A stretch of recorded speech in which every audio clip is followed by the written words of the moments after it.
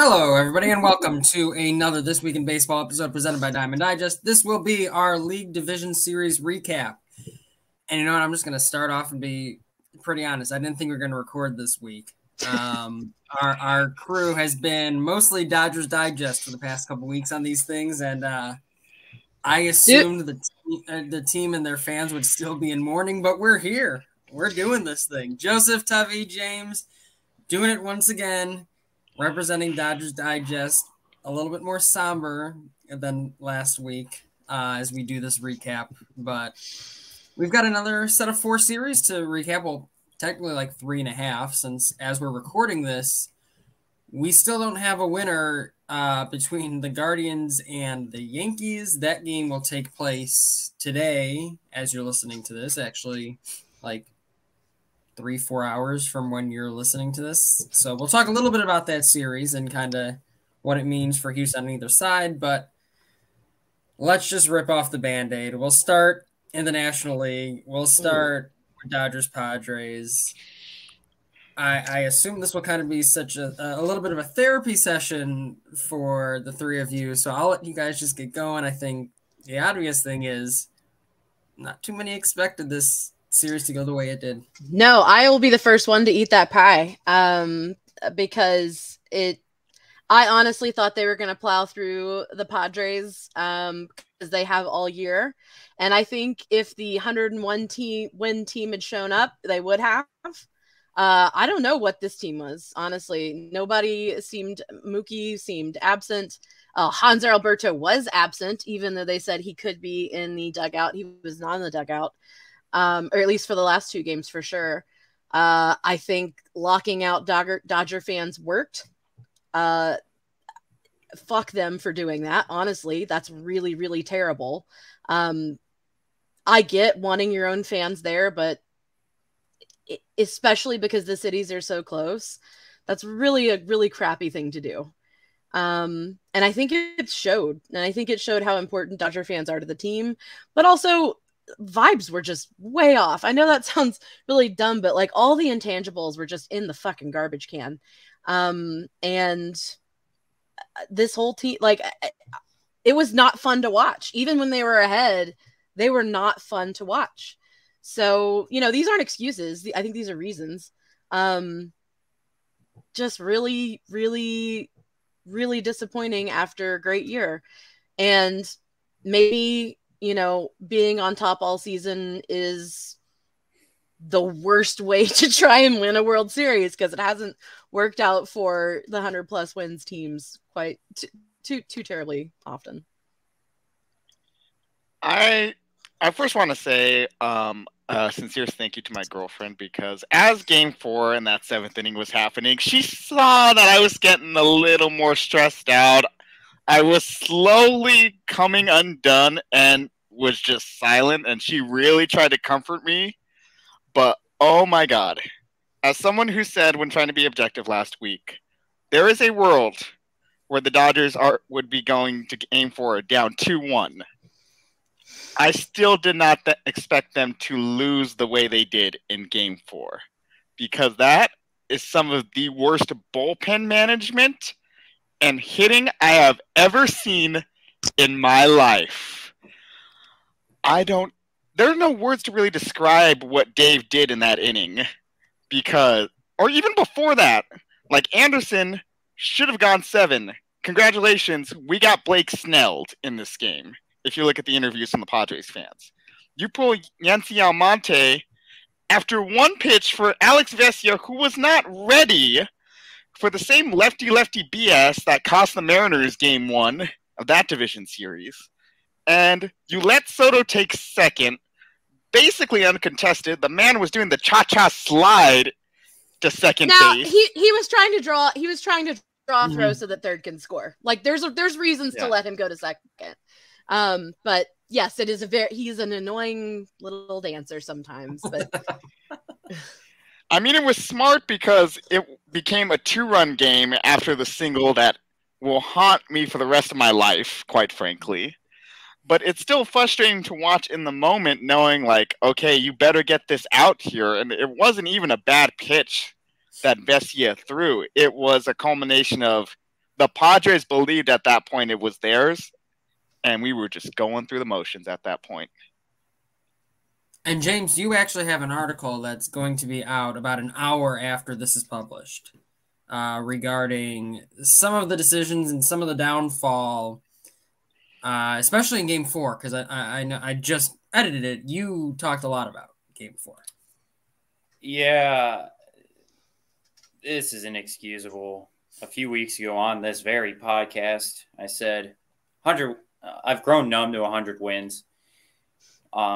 Because I still hate you for that. Cool. If you're the Dodgers, you exist in this World Series or bust expectation every year because you make so much goddamn money. You can just roll out the best team. It's the same with the Yankees and it's the same with the Red Sox. Every year they should be World Series contenders because it doesn't matter what the personnel is. They can afford to field the better teams. Baseball's rigged like that. It just is. And like I said, I don't care about 111 wins. I care about the 11 wins in the postseason. And they won one fucking game. Pardon my French. This seventh inning is probably going to be similar. It's the replacement for the 10th inning of Game 5 of the NLDS in 2019, where Howie Kendrick hit the grand slam off of Joe Kelly as probably the worst postseason inning I have ever experienced. I think everything else I said is in my article tomorrow, or today, I guess. Just a lot of anger, man. They look complacent. The Padres were not complacent. They looked defeated off the bat. Like, no one was smiling. No, like that dugout was not a Dodger dugout. And I don't know if it was because Hanser wasn't there or just bad vibes all around. And I know, like, it's frustrating to talk intangibles, but like with this team, they're so good. It comes down to those intangibles, right? Like this team should have performed better than that. And unless someone's hurt or unless someone is like dealing with, now we are missing one thing. Will Smith did have a baby. His wife had a child. So I am going to give him every pass in the world, right? That's one guy though. I'm going to give him every pass in the world. It's still was he catching Game 4? Yeah, he was. Yeah, he caught the game on the day. His first child too, which everyone loves their child equally, but the first one is usually So maybe that was it. Maybe that was enough, and maybe he was feeling weird pressure to. Who knows? Who knows what it was? But like with a team that's this good, with this much talent, with the way they have performed, it has to come down to intangibles at this point, right? For me, I don't think Hanser Alberto being in the dugout would have saved anything. Kike Hernandez being in the dugout wouldn't have saved anything. You know what I mean? Like, once the momentum shifted, there's nothing you can do. You can't do stand-up comedy at a funeral and change the mood of that place. Man. You haven't been to my family's funerals. And unfortunately, they were bad in Game 2. And just going into San Diego, a place that is known as Dodger Stadium South in the regular season, and just hearing that environment and them preying on your downfall, and it just compounding internally, that's kind of what did it. And no matter, once you're in a funk, no one can cheer you up out of it, unfortunately. That's why I just want to bring... Yeah. I'm just still upset about the tickets. I'm still so upset about the tickets. They've done that for NFC Championship games in Seattle, Los Angeles. They did it for the AFC Championship game. That bullshit there too. In Colorado. At least a quarter. At least a quarter. Colorado. 2/3. Something. They did it in Denver 2012, I think. It's gross. It's gross no matter whose side it's on. Like, I mean, don't do that. I think it's really gross. I'd be upset if Dodger Stadium did that. Because fans have the right to, if they can afford the ticket, if they can get the ticket, they should be able to go. And the fact that they did that, is that any sport can do that to that extreme, is really gross. So where do the Dodgers go from here? What do you... Home. Yes, besides home. Like, you fire Dave Roberts and you fire Robert. No. We are opening up a can of worms here. No. So the Will fire Smith is Will Smith's got a lot to take care of at home, it sounds like. Yeah. Okay, I'm gonna read you something here. So we all agree the 2015 Royals bullpen was phenomenal. Everyone says small ball and the bullpen won him that championship. Here's some stats for you. Edison Volquez pitched 6 innings in Game 1. Johnny Cueto threw a complete game in Game 2. Ventura got lit up for 5 runs, only went 3 1/3. Chris Young was the opener and went 4. And Volquez went 6 again in Game 5 that clinched the series for the Royals. Do you know how many innings the highest starter went for the Dodgers? 5.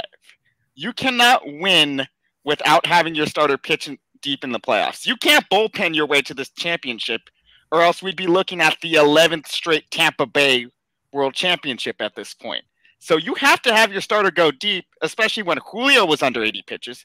Anderson was under 80 pitches. Kershaw was figuring it out. Gonsolin shouldn't have started Game 3.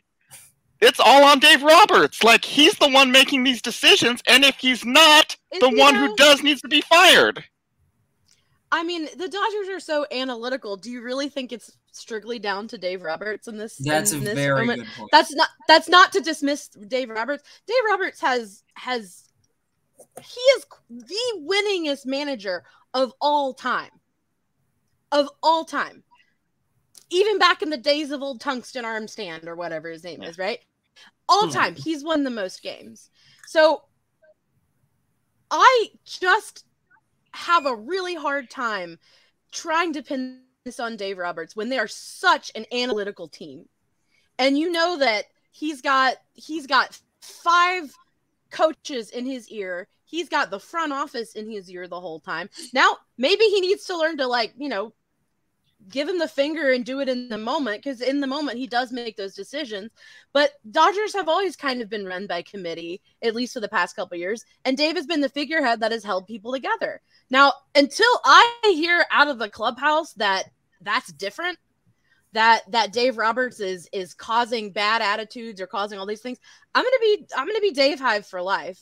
And I think trying to completely pin everything on him is just not fair and not an accurate view of the way the Dodgers are run. I said Robert Van Soyak needs to be fired too. It's not all on Roberts. Oh. So so James, I'm not yelling specifically at you. There's a lot of people who have this. There's a lot of anger going on tonight, and it's going to be okay. The process is rotten. Look, the front office likes Dave Roberts. He'll never be fired by Andrew Friedman. He doesn't manage with a feel for the game at all. He doesn't. Because he just does what the front office tells him to. It's infuriating. Because it allows, I'm of the belief, and maybe I'm wrong for this, but I don't care. I'm of the belief that managers actually have an impact on the game. I know that's not the most sabermetrical belief, since it's all game planning from the front office and the manager and the coaching staff now. But at some point, you have to understand what's going on in the game. I mean, look at Kevin Cash. He will be ripped forever for pulling Blake Snell. That is I am not having the feel of the game. He's not making that decision because of the feel of the game. He's making that decision because someone told him, hey, he's only going 18. I'm sick and fucking tired of this process of we're scripting this game out. You can't script this out. They've been trying to script postseason baseball for 8 years under Dave Roberts?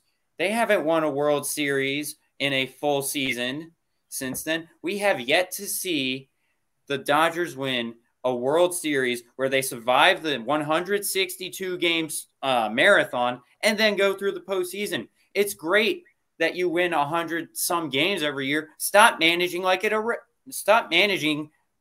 games that matter, like regular season games. They're not. You can't just say, okay, Kirsch, you're going to go 5 tonight. Like, no. If he has a feel for his curveball and his slider, leave him out there. Let them do their jobs. That's what the money's for. And conversely, the one time he left a starter in past when the analytics said was Walker Buehler in Game 3, and that saved that game for us because that bullpen would have been depleted a lot faster if Buehler did not go 7 that night. A dominant 7, might I add. The process is rotten. I'm fucking sick of this. Stop with planning postseason games. I do feel like James falls right in the center. You know, process is rotten. Well, you can't blame that on Roberts necessarily, but you also can't not blame that on. It's weird. I don't know. I'm very much of the opinion that the manager does not matter. The manager can lose you games. They probably won't win you too many. And I'm at this point where, you know, again, we live in an age where, again, at some point, there will probably be questions about how much the front office has to say about processes within games. Some organizations probably have more say than others in terms of what goes on in the dugout, and that's just going to be how it is. And that's just how the game has changed. I don't think there's a right way one way or another. I'd probably say both. One thing I'm going to say. I'm saying that, but I don't know. Dave Roberts isn't the one who wasn't hitting with runners in scoring position. That's fair too. Yeah. Yeah, Dave Roberts wasn't the one that we paid a lot of money. Yeah. No. So like that's the other part of it is like if I think Dave Roberts has a flaw, it's that I think he believes in his players a little too much sometimes. And okay, but what? And sorry, good. Freddie's had, you know, he almost won a batting title. You know, him 100 RBIs. Cold. All of them went cold. Mookie went cold. Mookie got what? 2 hits? 3 hits, maybe? In the whole series? In 4 games? I think Freeman was... I thought Freeman had a good series. He did well. He did okay. But like, but almost like... He's like the only player who did. Okay, fine. Freddie's fine. Muncy... You know, Muncy took a whole year to get back to where he was, and anyway, but that's a long story. But he's not Dave Roberts isn't the one who's swinging the bat in these high pressure moments.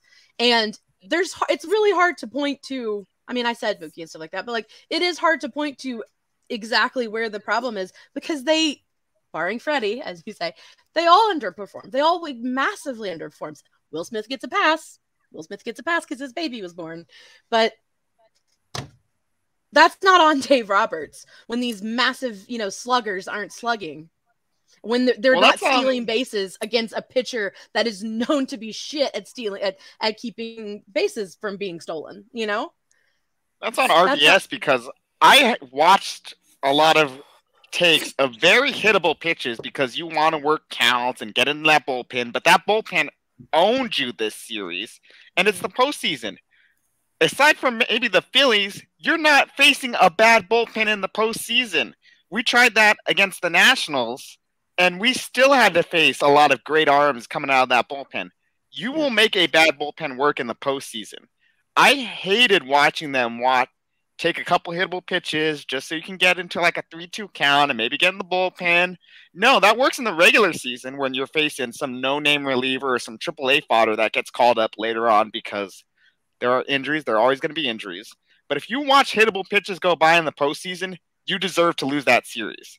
So Roberts is gone because that 7th inning, I don't know what analytics tell you to use Tommy Kahnle instead of Blake Trinan or Yency Almonte, one of your better arms that inning.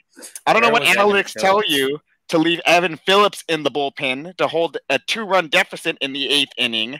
I don't know what analytics tell you to pull starters when you do. I don't know what analytics tell you to use a pitcher who's not built up right and gets blasted in the postseason because he throws his fastball over the heart of the plate 10% of the time, as opposed to the starter who has been erratic but looks good. No analytics justify those decisions for me. So Roberts is gone. Soyak is gone. He's the other not hitting gone. coach He's is already gone. No, they've already confirmed that he's going to be back. He will be back. Maybe other Yeah, people. they but should be in gone. Joseph's is the world, point. he's gone. Yeah, he's gone. You can fire that entire coaching staff except Oh Mark my Pryor God. because Mark Pryor is Oh. Jesus to me. What he's We're done. having the same conversation in Chicago. Think about You this. wanna Think make about Pryor this again in a couple months. I do like okay? Ethan Katz. He's done great work. We're having the same conversation in Chicago. We're not all that different after all. You are Hey, burning. I thought you are Miguel burning Cairo the field, did a my great dude. job Yeah. until they just kind of gave up. This is something you don't recover from unless you clean house top to bottom. And I this have a entire proposal. coaching staff And I has do think, not shown they can get it done. I Mark do- Pryor, I'm keeping because the pitchers are really not at fault here.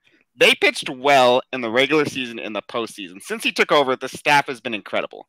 Everyone else is expendable to me.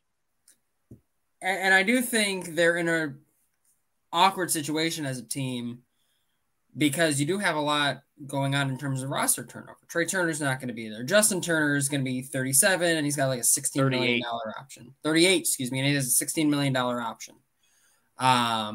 You have guys in the rotation who probably aren't coming back. You have a lot of roster turnover right now. So the Dodgers are what do you do with Cody Bellinger? Do you pay him almost a $20 million contract, or do you DFA him? Like, those are the sorts of things where you could see a lot of roster turnover with this team. And now you have to make the argument, you really got to be sure that, you want Dave Roberts and staff at the helm. And again, there's a lot that could change in Dodgers Nation after this season. I think this was sort of, in terms of contention window, like, this was your team for a couple of years. Now you're still the Dodgers, so you still got a crap ton of money. So it's not like the contention window closes. It changes.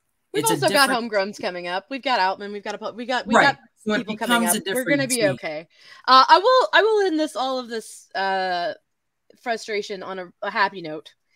We talked before about how the Dodger Stadium workers were thinking about striking.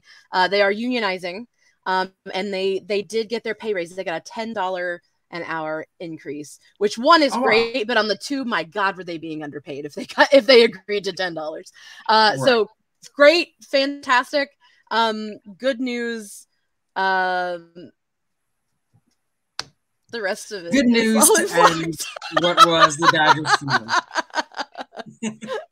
But I like I said, before we move on, I do appreciate the fact that Dodgers Digest came out in full support of the LDS recap and LCS preview episode. A frustrating ending doesn't take away 101 times or 111 times of joy. It feels like it right now. It definitely feels like it right now. And I know, like, what's the point if you don't go the whole way? The point is, we had moments of joy. We talked about beautiful moments of the season, right? Like we had some really, really lovely moments. And I had times at the stadium. I had times talking with friends. I enjoyed talking to coworkers. My mom watches games now, right? Like, I finally converted her. And so, like, there's a lot of joy to be found, even if it ends extremely frustratingly. That doesn't mean that we didn't hit it, sing I Love LA 111 times. So I'd rather that than 111 losses. How nice it must be to be a Dodgers fan who doesn't live in the middle of enemy territory. It's why I've become... Hey, I got heckled so at the fucking Sherman Oaks Ralphs by a Padres fan the day before Game 4. So it's not all that friendly here either. I was checking tickets at work yesterday. You know how many Padres hats I saw? I had to relive that trauma. Still got them stickers on them. I mean, that's the joke, but at the same time, where the hell did all those people come from? I went to an A's Padres game a while back, and even then it was light, and they did not stay. So whatever, we can take pot shots at the fan base later. Because oh god, I can give you some more good news to talk about though. At least we don't have to talk about a Padres Braves LCS NLCS matchup. No more chop for the rest of the year. Yeah, it is a matchup no one really saw coming. Padres-Phillies. So let's first talk a little bit about the Phillies and what they had to do to take down the Braves on the other side of the LDS bracket. But also, what do we see in terms of what are the keys to this matchup? This is now one where you basically have, if you're either the Padres or the Phillies, you just have to keep doing what you've been doing consistently. And I think the Phillies are a team that I have sat on here multiple times and said, I don't see how they advance forward. And here we are. They're bamboozlers, right? Like in a good way. Like they get the hits you don't think are gonna, the hit you never saw coming. And I think this is gonna be the most chaotic series coming up. Like I have no idea who's gonna win this, honestly, because the Padres are like, first of all, if they're not hungover right now, what's the point, right? Like, so they're coming off a series where they played their heart outs. Like we've kind of bashed them bit ups, like bashed the Dodgers. Like on the other side, they played their heart out. If they have something left in the tank, because look what happened when the Dodgers played the Giants. Like once you slay that dragon, do you have anything left for the final boss that you didn't know was there, or wasn't thinking about? I didn't watch a lot of the Phillies Braves, but the highlights I did saw, it was just they just kind of they bamboozled them. Like there were just some nasty pitching on both sides, but the Phillies, like it was sneaky nasty what I saw, right? Like it wasn't necessarily overpowering. It wasn't necessarily sliding all over the plate. It was just effective, and that might work really, really well against the Padres, who kind of do thrive in a little bit of chaos. I don't know. I actually am going to watch it with a heavy heart, but it's going to be some interesting baseball. And granted, I only watch the highlights, so maybe I'm totally off base. The Phillies did what I expected them to do, because I did a lot of jinxing in this postseason, and I am very glad I was able to get Philadelphia correct in this series against Atlanta. But they were built to capitalize on mistakes. And in that, especially in game 3, where like Spencer Strider looked really good for the first 2 innings, and then he started making mistakes, and the Phillies hit every single one of them. And the thing is, they weren't even all for homers. There were doubles, singles. They did everything right. This hitting has been incredible this postseason. And Nola and Wheeler have been the duo that everyone has dreamed they would be if they ever got to October. And this is what they were designed to do, and they've executed it flawlessly and then some. Yeah, I think this is just a team where, again, pitching has been awesome, but also just the offense has been insane consistently. You're seeing your big guys step up. Bryce Harper continuing to step up, earn that contract. You're having guys, Castellanos has been big. Gene Segura looked really good towards the back half of that series too. You're in a place where, again, you still, you still have to hit your way to victory, because you're going up against Max Scherzer and Jacob deGrom. Then you went up against, on the Padres, you're going to have to do the exact same thing. You went up against Max Scherzer and Jacob deGrom. You went up against Julio Urias and the rest of the Dodgers staff. And now you're going to have to go up against Aaron Nola and Zach Wheeler, and you're going to have to do it again. On the other side of things, the Phillies haven't seen that level of lockdown ace-type pitching that we've seen the Padres have to go through. Like, knowing that the Cardinals have are going to match up what the Mets offered against the Padres. Same thing with the Braves. I mean, Max Fried is great, Kyle Wright is great, but it's still not a Cy Young candidate in Urias and the rest of that just insanely deep staff. So this will be a true test for the Phillies going against Yu Darvish and Joe Musgrove and Blake Snell. This is going to be a really interesting test for them. I think, again, it's going to have to continue to come down to hitting. Maybe you got the weaker side of the bracket in terms of pitching, and you were able to shine with your offense. Now, you got to figure out who comes after Nola and Wheeler and who performs well. Is Ranger Suarez enough? And can you hit your way to 4 wins now?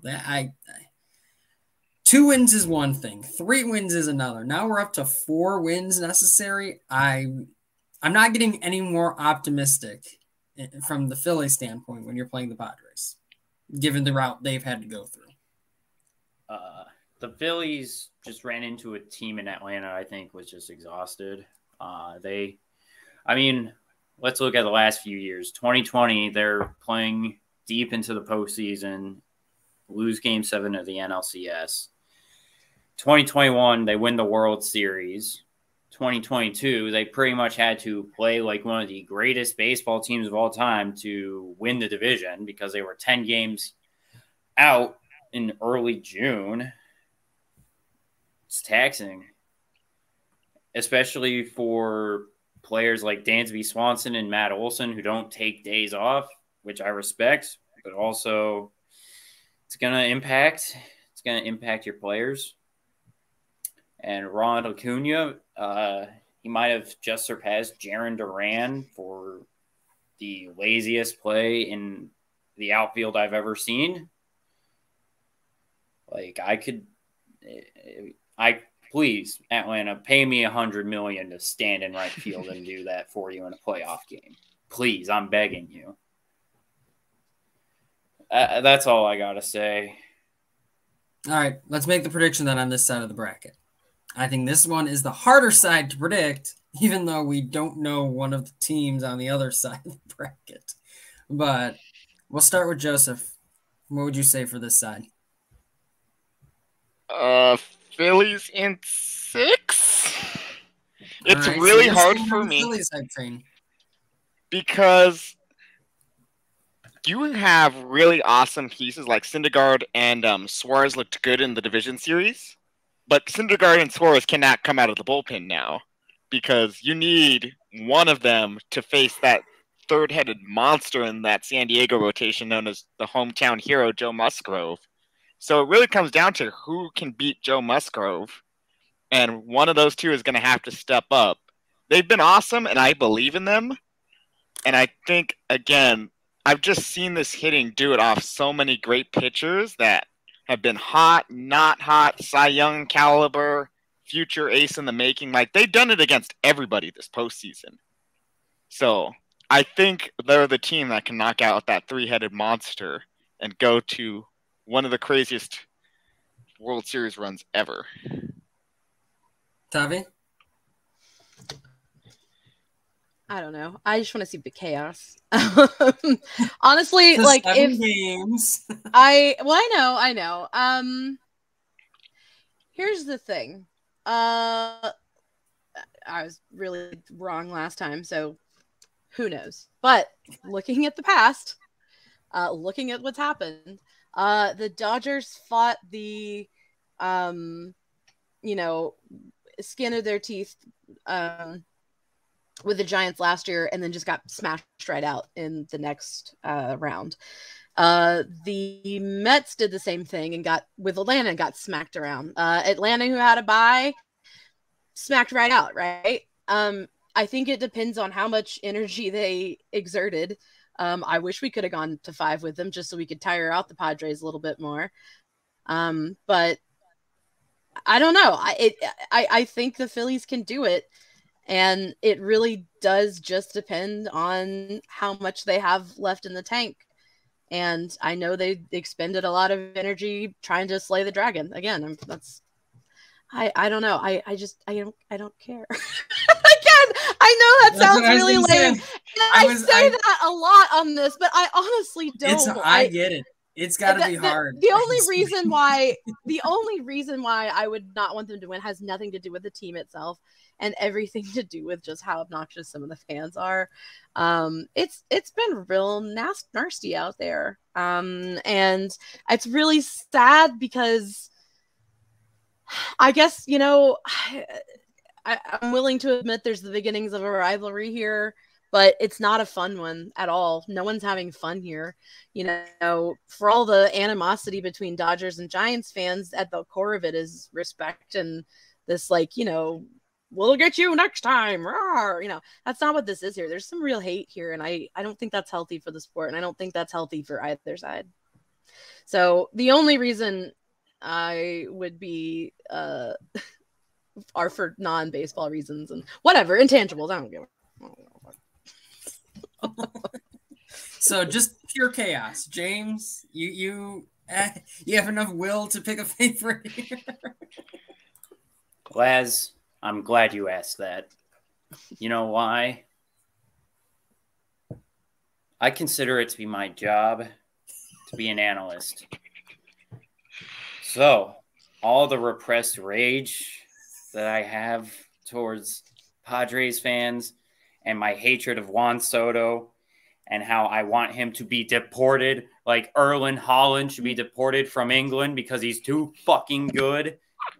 It's just because he's too good. Let him play in Japan and let's have him kill let's change the language around that, because that's some charge. I understand the rhetoric, and that's why I said it's because he's too good. Yeah, but you're really pale to be using that word with a player of color.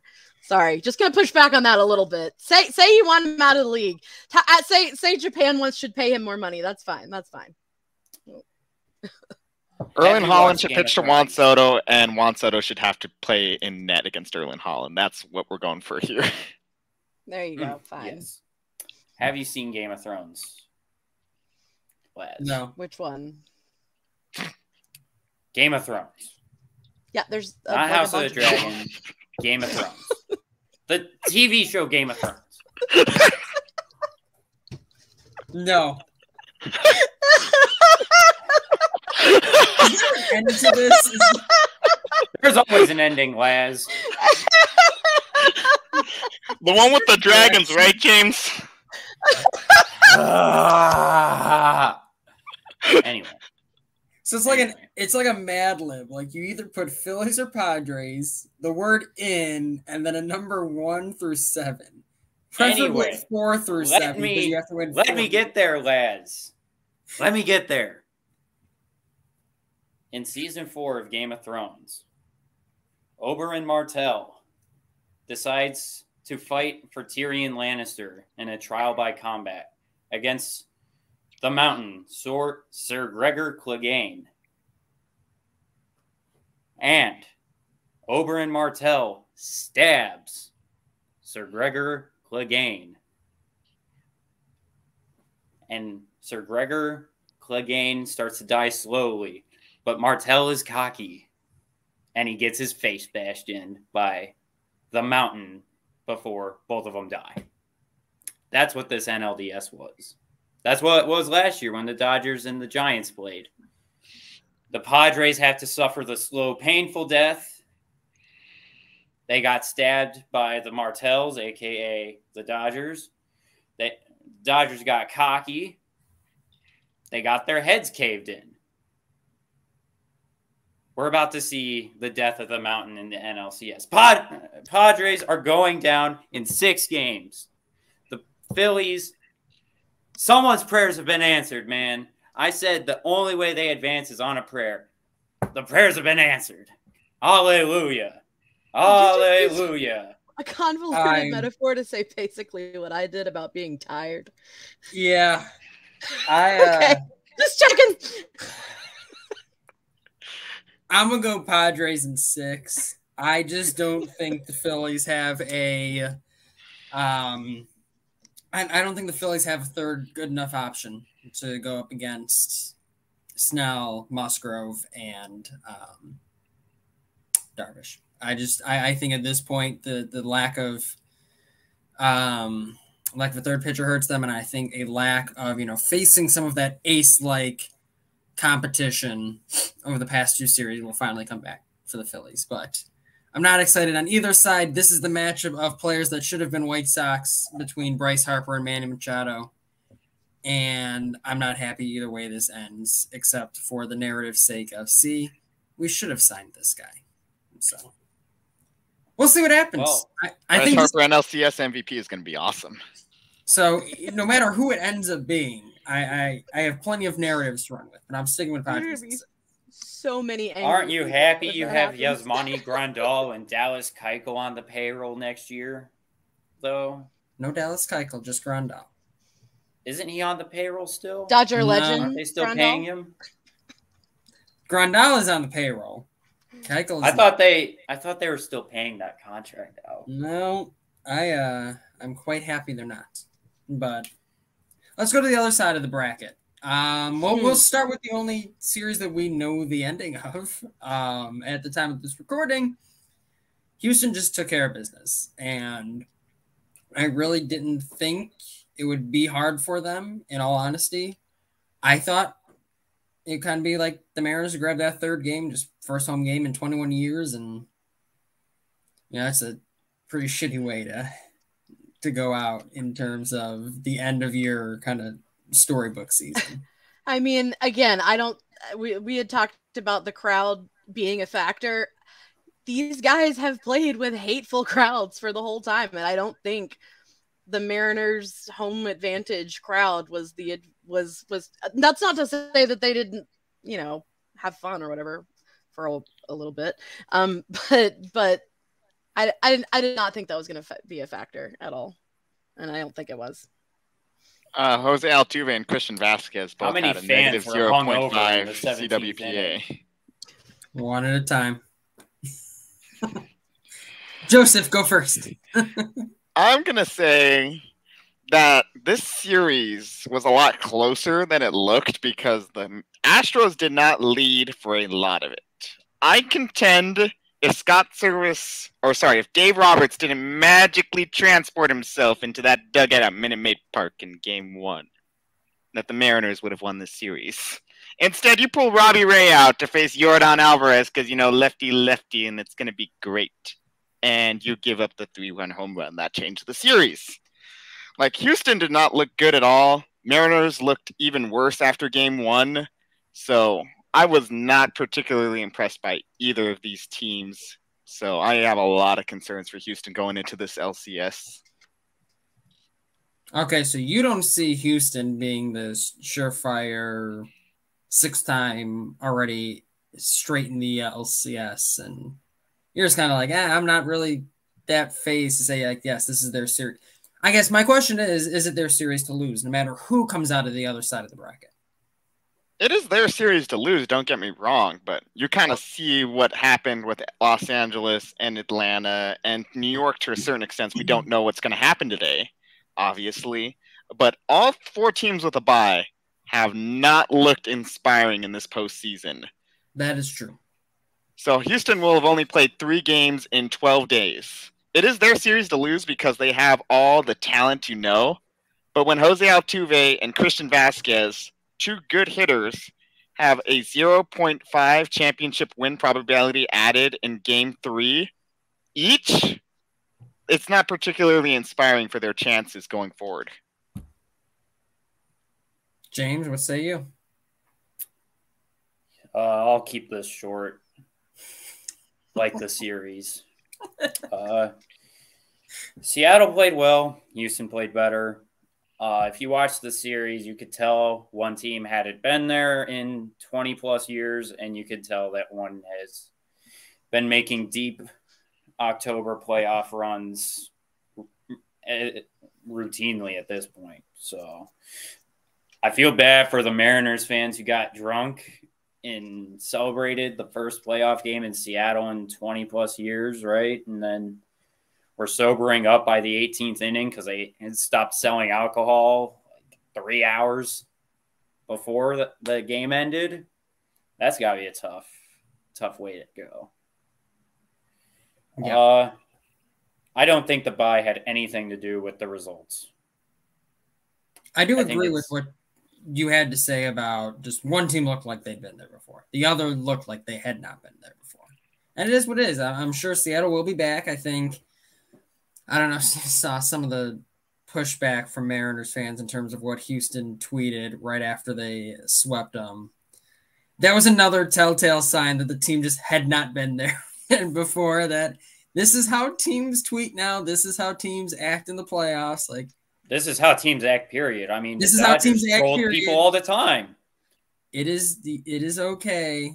Like, it's not as deep as you might think it is. Why can't we just hate teams? Exactly. You're just gonna have to hate each other now. You're division rivals, and one beat you in 3 games in the playoffs. I hate the Padres.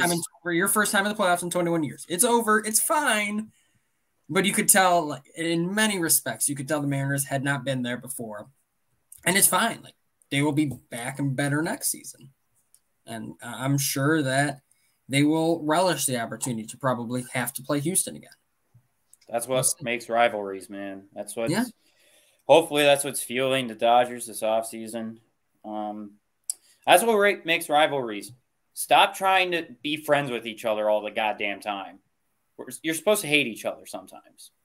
Right. And that's what Houston and it goes too Seattle far could do. So often, though. It goes way too far so often, especially online. You're also a guy. Sorry not to bring this up, but they tend to go after women a lot more often. In fact, just now there's someone who is being bullied off of Twitter right now as we speak for being female and the Dodgers fan. So anytime you can, like, animosity, rivalry is fine. Hatred is not. That's fair. I think it's a different world. You got to make sure you're not crossing the line. And my point was more so that the tweets surrounding it. I don't know if anyone saw them, the Houston ones where it was like, see you next year or whatever. I'm like, that's not crossing any sort of line. That is what it is. Nope. That's what it was about, because I was staring at that tweet for like 5 minutes and I couldn't figure it out. Yeah. There was a lot of butthurt. No issue with it. There was a lot of butthurt that people just don't like the Astros too. Right. The line that Tavi, like you're mentioning, like I don't think that line had been crossed. And I was like, I mean, the other part of it is that, like, Rob Manfred, like, put them in open season, right? Like, they said that the shame of it will be enough. And so fans are gonna latch onto that, right? And the other frustrating thing is, like, they've maybe not had quite as many playoff runs, but they don't have the same choking narrative that the Dodgers do, and they've won about the same amount of World Series in roughly, the past couple of years ish. And so, it's very that to me is a frustrating narrative of, like, they don't get painted with the same brush as some other teams that choke in the playoffs, even though their record is just as spotty. But when it comes down to the sentimental person in me wants the Guardians to go all the way, because, again, I've said it before, I want them to be rewarded for being less racist. I don't know if the Guardians can beat the Astros. I think the Yankees can. We'll see.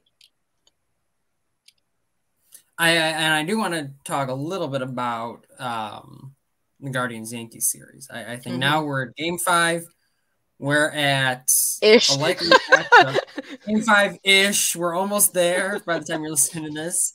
I guess Bieber's available for the Guardians, but Bieber is not starting tomorrow. It'll be Aaron Savali.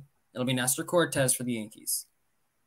I think the advantage directly goes to New York. I'm not sure what Cleveland's thinking to have that extra day and not reset your rotation. I've been wrong about Cleveland before. I'll probably be wrong again. But I'm at this point where if you're not going to reset your rotation, you're already putting yourself at a disadvantage after already being at a disadvantage of having to play in New York. So, I mean, but it's a hot mess. They're not the tickets. I don't know if you guys have brought it up, but, like, they're not refunding tickets. They're not doing anything like that. So, like, the crowd is going to be angry tomorrow. Also, the secondary market right now is just going, I'm sure, just absolutely ape shit because people got work to do, So the crowd's going to have an interesting vibe. Talking about crowd vibes. Some of them are going to be extremely thrilled, and some of them are going to be, hiding from Jumbotron cameras because they're pulling a sickie. So it'll be interesting. I think if Aaron Judge looks like he did in New York for those first 2 games of the series, this crowd is going to turn very, very quickly, because the Yankees fans that I know and I talked to in my personal life all thought the series was over after Game 3. And Garrett Cole basically is the lifeguard and pulled this team from drowning in the ocean. Yep. And is like, okay, I got you to Game 5. Do your jobs from here. But that was an impressive outing. Yeah.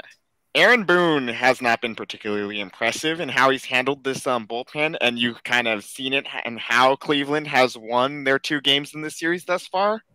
So you need Nestor to be very, very impressive, and we need Aaron Judge to stop missing the pitches that he was destroying over the summer for the Yankees to have a chance here. You're at this point where if you're in New York, you're still looking at the series like we shouldn't even be here. Like we should be preparing to play Houston right now. Like we gave away Game 3 with poor communication between our players and our coaching staff. Like at this point, you're like, you still have the advantage because you're home. You have your starter on the mound that you want on the mound. And this rain out helped some of your guys like Wandy Peralta, who had been used 3 games in a row, I believe. Like now he got a day off, and now you don't have to question, is he going to be effective? Is he not? Clay Holmes, whatever the situation is there. He's at least rested. He doesn't have to go back-to-back now. It'll be interesting. He made an A-Rod joke. What? He made a joke about A-Rod going to the Yankees, and Aaron Boone got mad. Either way, you get to the point where... He missed practice. You get to the point where I still think it's advantage Yankees, and I do think they still pull it out. I said Yankees in 3. I was wrong. The Cleveland Magic is still there. And I know Yankees fans, including one of our producers and managing editor Peyton, has seen the frustration of playing the Guardians. Try doing it 19 times a year. And then see how you feel. But I still think the Yankees pull it out. But in terms of predictions, I guess we'll do it both ways. If the Yankees win, what's your prediction? If the Guardians win, what's your prediction for the ALCS? We'll go the other way around. We'll start with James this time. First things first. Garrett Cole did what Garrett Cole's supposed to do when you have a $324 million contract, and that's pitch like an ace when your team absolutely needs you to. He's the only reason this series didn't end for New York sooner. I'm still going to say Yankees in 5. It feels like Francona is trying to outsmart Aaron Boone by starting someone who hasn't thrown a pitch in weeks over a former Cy Young winner and your ace. So, universe is going to get you. But if they don't, Astros in 5. And if the Yankees win, Astros in 5. I'm making this prediction pretty biased. I'm not going to lie. Once the Dodgers lost, I kind of don't have any stakes other than Astros to win the American League. So I have some money on the Astros.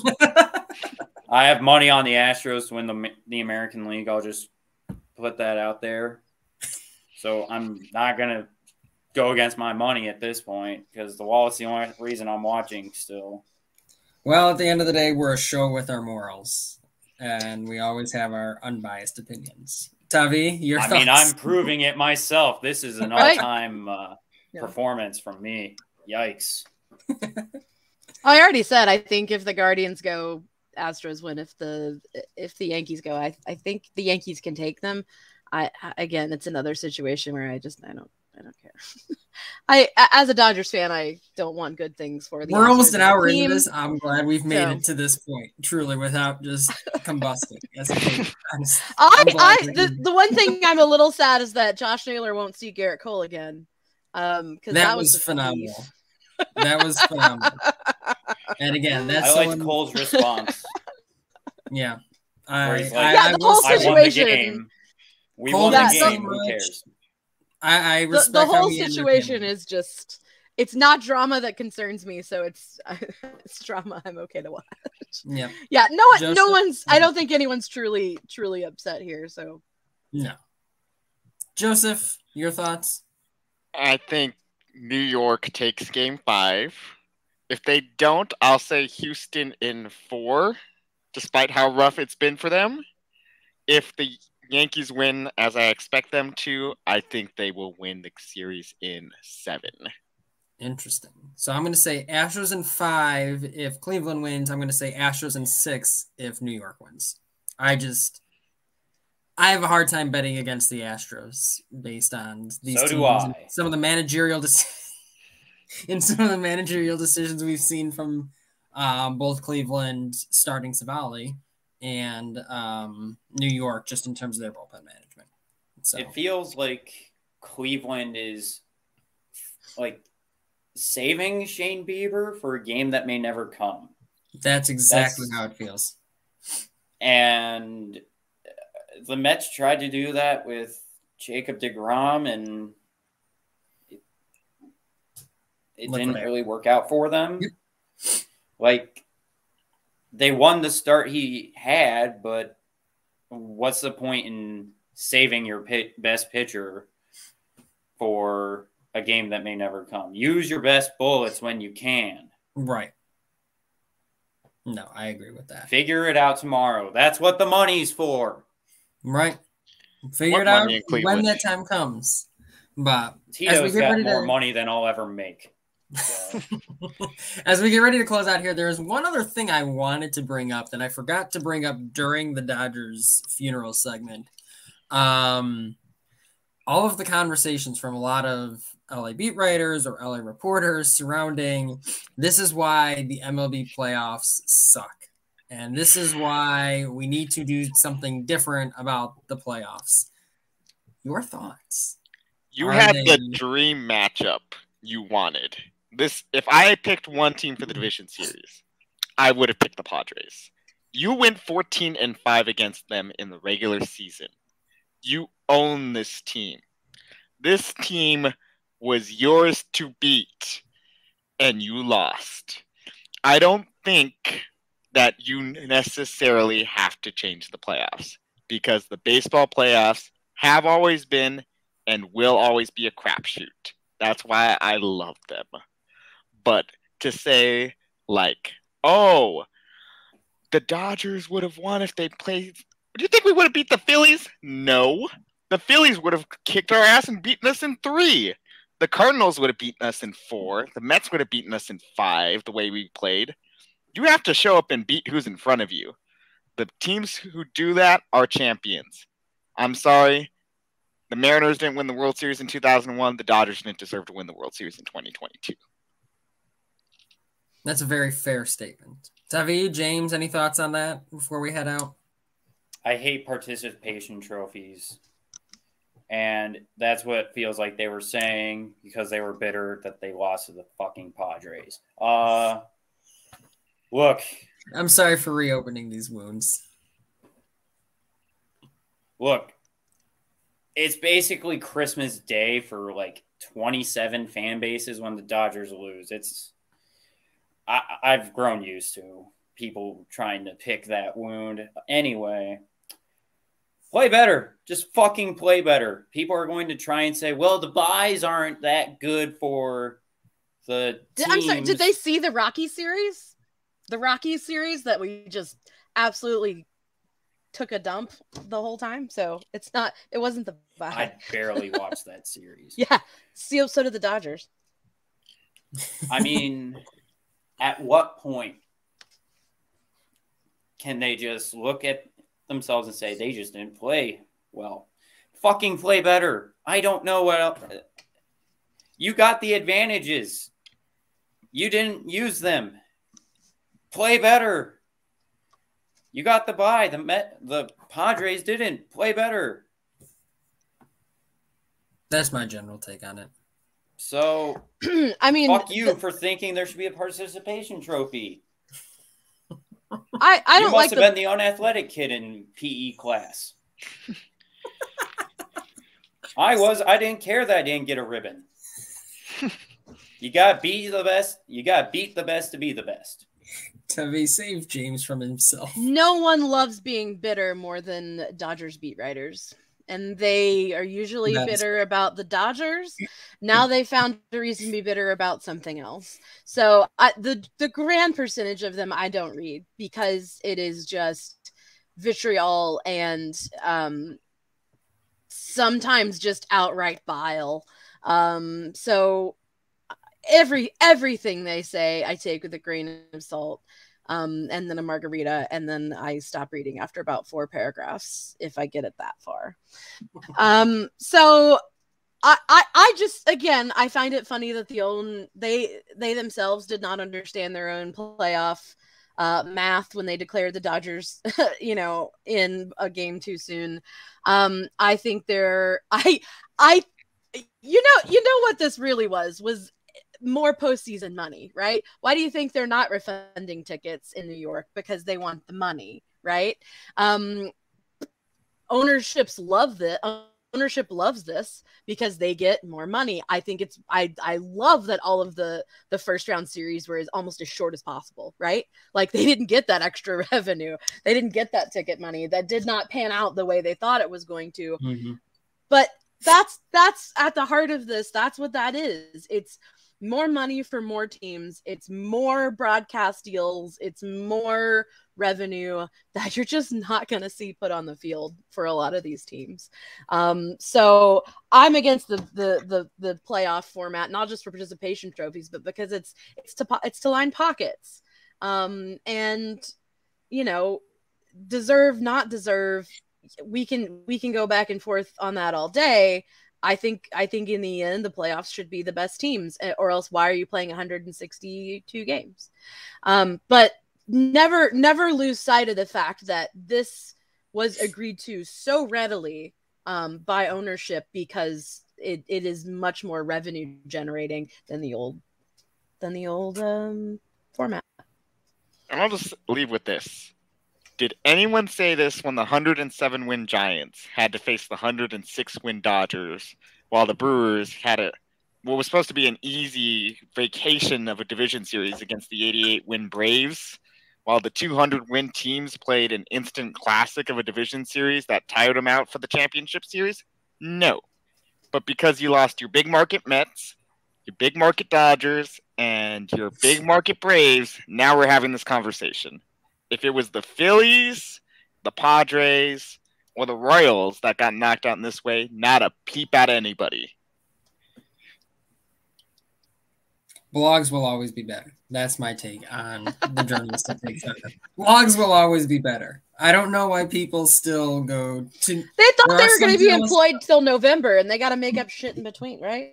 There are some good journalistic outlets. Athletics a good one. Places like that. 9 times out of 10, though. They stood They stayed way too behind domestic violence abusers. Way too behind. So, I just think blogs will always be better. Journalists, they have to take the 5,000-foot view because they're being paid to take the 5,000. It's not view. Even just that. It's the.